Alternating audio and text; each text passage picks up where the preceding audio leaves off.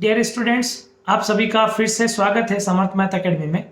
आज इस वीडियो में हम देखेंगे कि परसेंटेज पर बेस्ड बेसिक क्वेश्चंस किस तरह से सॉल्व किए जाते हैं।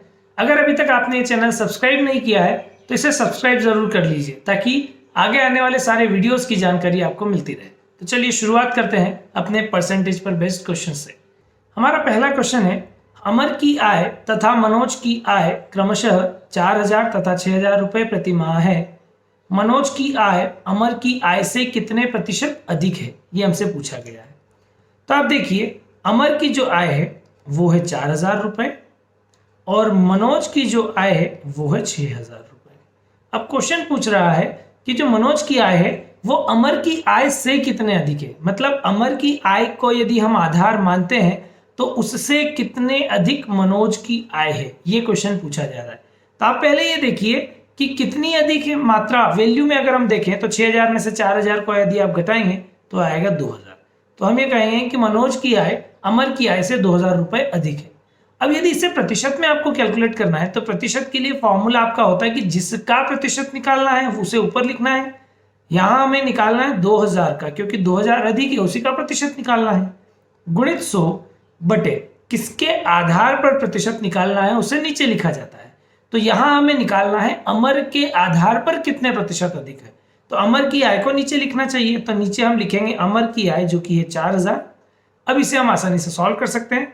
2,000 से 4,000 को काटेंगे तो ये जाएगा 2 बार, 100 बटे 2, इसे हल करेंगे तो आएगा 50। इसका मतलब हम ये कह सकते हैं कि जो मनोज की आय है वह अमर से 50% अधिक है। मतलब अमर की आय को यदि हम 100% मान रहे हैं तो उसका 50% होगा 2,000 और उतनी अधिक है मनोज की आय। आई होप ये सॉल्यूशन आपको समझ में आया होगा। चलिए अगला क्वेश्चन देखते हैं। यदि ए का वेतन बी के वेतन से 50% अधिक है तो बी का वेतन ए के वेतन से कितने प्रतिशत कम है। कई बार हम जल्दबाजी में इस प्रश्न का उत्तर यह दे देते हैं कि यदि ए का वेतन बी के वेतन से 50% अधिक है तो बी का वेतन ए के वेतन से 50% कम होगा, लेकिन ऐसा नहीं होता है। चलिए इसका सॉल्यूशन देखते हैं। क्वेश्चन देखते हैं, ए और बी दो व्यक्ति हैं। ए का वेतन बी के वेतन से 50% अधिक है। यदि बी के वेतन को मैं 100 यूनिट का मानता हूं तो उससे 50% अधिक है ए का वेतन, तो 100 से 50% अधिक, तो 100 का यदि आप 50% निकालेंगे तो वो आएगा 50 यूनिट, है ना। बहुत आसान होगा ये निकालना। तो आप देखिए कि जो ए है वो बी से 50% अधिक वेतन रखता है, तो इसका मतलब अगर बी का वेतन 100 यूनिट है तो उससे 50 यूनिट अधिक, अर्थात ए का वेतन कितना होगा 150 यूनिट। आई होप ये बात समझ में आई होगी आपको। अब क्वेश्चन ये कह रहा है कि जो बी है उसका वेतन ए के वेतन से कितना प्रतिशत कम है। मतलब यदि हम ए के वेतन को आधार मानते हैं तो उसके रेस्पेक्ट में बी का वेतन कितना कम है। तो आप पहले ये देखो कि कम कितना है। अगर ए का वेतन 150 यूनिट है, बी का वेतन 100 यूनिट का है, तो 50 यूनिट कम है बी का वेतन। तो जितना कम है वो यूनिट हम लिख लेते हैं जिसका मुझे प्रतिशत निकालना है। ठीक है, तो जिसका मुझे प्रतिशत निकालना वो है 50 गुणित 100। अब बटे किसके आधार पर निकालना है, तो किससे हम तुलना कर रहे हैं, ए के वेतन से। मतलब ए का वेतन यदि 150 यूनिट है जो कि 100% यदि हम माने, तो जो 50 यूनिट है वो कितना प्रतिशत है वो हम जानना चाह रहे हैं। वहीं से हम कह पाएंगे कि इतने प्रतिशत कम है ए के रेस्पेक्ट में, तो इसलिए हम ए का वेतन नीचे लिखेंगे।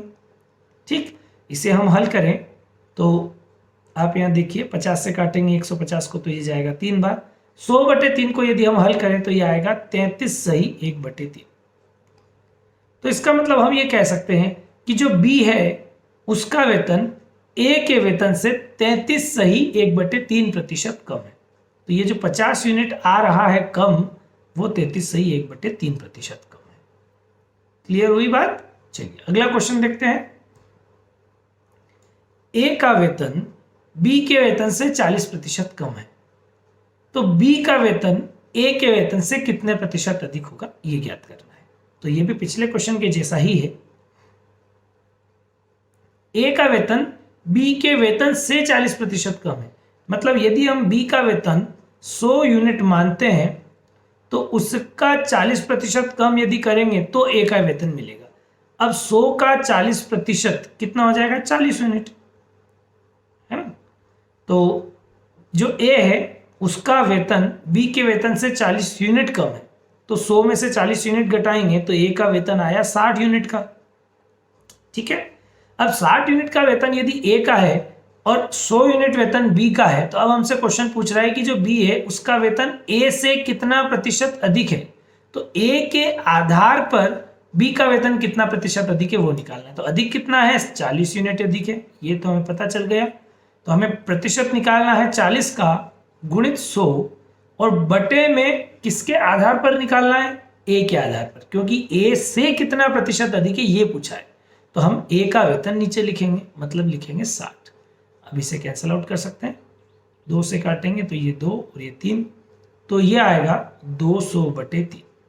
इसे आप हल कर सकते हैं, 200 को 3 से काटेंगे तो ये जाएगा 6 बार, फिर 6 बार और फिर सही 2/3%।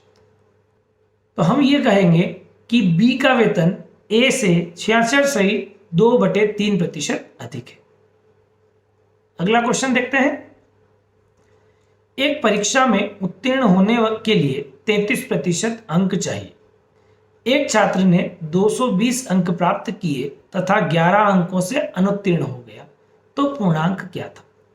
अब आप देखिए, पास होने के लिए कितना चाहिए, 33% अंक चाहिए, और विद्यार्थी को अंक आ कितने रहे हैं, 220 अंक आ रहे हैं। 220 अंक जो आए हैं उस केस में वो 11 अंकों से फेल हो गया। इसका मतलब अगर इसमें हम 11 को जोड़ दें तो हमें वो अंक मिल जाएंगे जितना पास होने के लिए जरूरी है। तो इसमें अगर हम 11 को जोड़े तो ये आता है 231, मतलब पास होने के लिए कितने अंक चाहिए, 231 अंक चाहिए। और ये जो 231 अंक आ रहे हैं ये 33% के बराबर होंगे, क्योंकि पास होने के लिए 33% अंक चाहिए। बात समझ में आ रही है।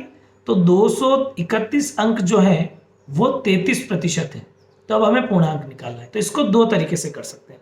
अगर आप बेसिक तरीके से करना चाहें तो आप कैसे लिखेंगे कि यदि पूर्णांक को हम मान लेते हैं x है, पूर्णांक को हम मान लेते हैं कि वह x है, तो उस पूर्णांक का 33% हम यदि निकालें तो वो आना चाहिए 231, क्योंकि 33% अंक जो है वो 231 के बराबर है। तो एक पूर्णांक का 33% हमने निकाला, 231 आना चाहिए। यहां से हम x का मान निकाल सकते हैं 231 गुणित 100/33। इसे हल करेंगे, 3 से अगर काटेंगे तो ये जाएगा 7 और फिर 7 और ये आएगा 11, फिर 11 से काटेंगे तो ये आएगा 7, 7 में 100 का गुणा करेंगे तो आएगा 700। ठीक है, तो यहां से हमें पता चल गया कि पूर्णांक 700 होगा। अब अगर इसी क्वेश्चन को डायरेक्ट करना हो शॉर्ट ट्रिक से, तो शॉर्ट ट्रिक से आप कैसे कर सकते हैं वो समझते हैं। ये जो ट्रिक है ये हमने रेशियो वाले चैप्टर में सीखी थी। तो अगर अभी तक आपने वो रेशियो वाला चैप्टर नहीं देखा है तो एक बार आप रेशियो वाले चैप्टर की प्लेलिस्ट में जाकर रेशियो के सारे चैप्टर्स देख लीजिए, सारे लेक्चर्स देख लीजिए। तो वहां से ये जो ट्रिक है उसका बेसिक कॉन्सेप्ट आपको क्लियर हो जाएगा। तो अभी ये ट्रिक क्या है मैं वो डायरेक्ट बता देता हूं। तो ट्रिक कुछ इस तरह से आप लगा सकते हैं कि 33% की वैल्यू यदि 231 नंबर है या 231 अंक है तो 100% की वैल्यू क्या होगी वो हम जानना चाह रहे हैं, क्योंकि 100% को ही हम पूर्णांक कहते हैं। तो हम इसे इस तरह से लिखेंगे कि 33% का मान यदि 231 है तो 100 का मान क्या होगा। इसी को हल करके हम एक स्टेप में ही डायरेक्ट आंसर ला सकते हैं।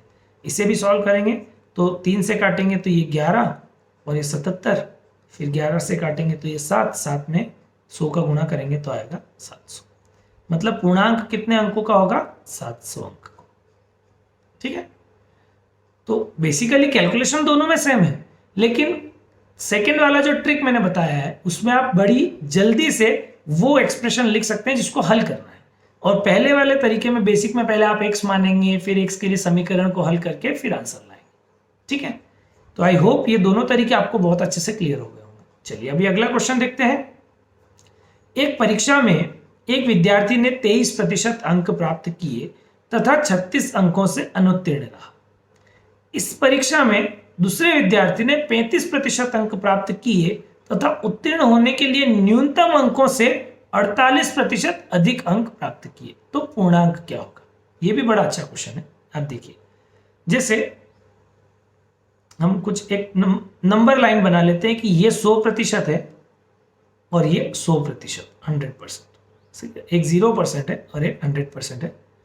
और जो नंबर आने वाले हैं परीक्षा में वो इसी के बीच में कहीं ना कहीं आने वाले हैं। एक विद्यार्थी है जो 23% अंक लाता है और वो लाता जो भी पास होने के लिए जरूरी अंक है उससे 36 नंबर कम लेके आता है, जबकि दूसरा विद्यार्थी है जो 35% अंक लाता है और वो पास होने के लिए जितने अंक जरूरी हैं उससे 48 नंबर ज्यादा लेके आता है, 48 नंबर ज्यादा लेके आता है।